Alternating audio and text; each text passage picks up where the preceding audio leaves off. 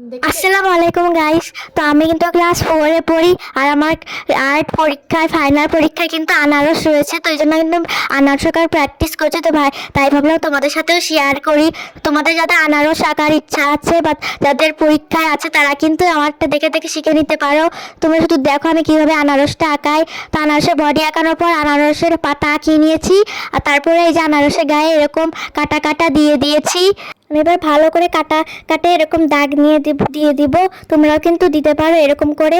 আর তারপর আনারসের গায়ে কাটা দিয়ে দিব। এরকম আনারসের গায়ে যেরকম সাইডে সাইডে কাটা থাকে না, ওরকম কাটা আমি দিয়ে দিব। তারপর আমি নিয়ে নিচ্ছি কাঁচা হলুদ রং। কাঁচা হলুদ রংটা দিয়ে ভালো করে রং করে নিব। আর কাঁচা হলুদ রংটা দিয়ে দেখো কিভাবে রং করছি।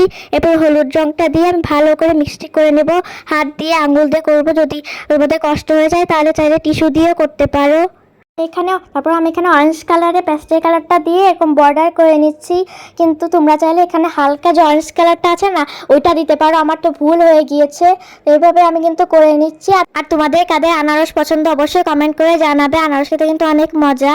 তো এখানে আমি কিন্তু আনারসে কীভাবে দাগ দিয়ে দিচ্ছি তোমরা সাথে দেখে নাও। এটা তো আর বলা যাচ্ছে না, তোমরা ভালো করে দেখে নাও মনোযোগ দিয়ে, তাহলে আঁকাতে পারবা।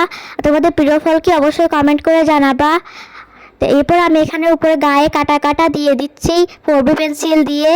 এরপর আমি এখানে উপরে পাতাগুলোকে গ্রিন কালার করে নিচ্ছি। গ্রিন কালার আর হালকা গ্রিন কালারটা দিয়ে ভালো করে মিক্সড করে নিচ্ছি। তারপর নিচে ওরকম মিক্স করে নিলাম আর তারপরে 4B পেন্সিল দিয়ে ওরকম বর্ডার করে নিলাম। কারণ 4B পেন্সিল দিয়ে বর্ডার করে দিলে কিন্তু অনেক সুন্দর লাগে দেখতে। তো ফাইনালি আমার আনারস আঁকাটা কিন্তু কমপ্লিট। দেখতেই পাচ্ছ কত লোভনীয় লাগছে। তোমরা প্লিজ আমার চ্যানেলটাকে সাবস্ক্রাইব করে দাও। ভিডিওটা ভালো লাগলে অবশ্যই কমেন্ট করে জানাবে এবং লাইক দিবে। টাটা।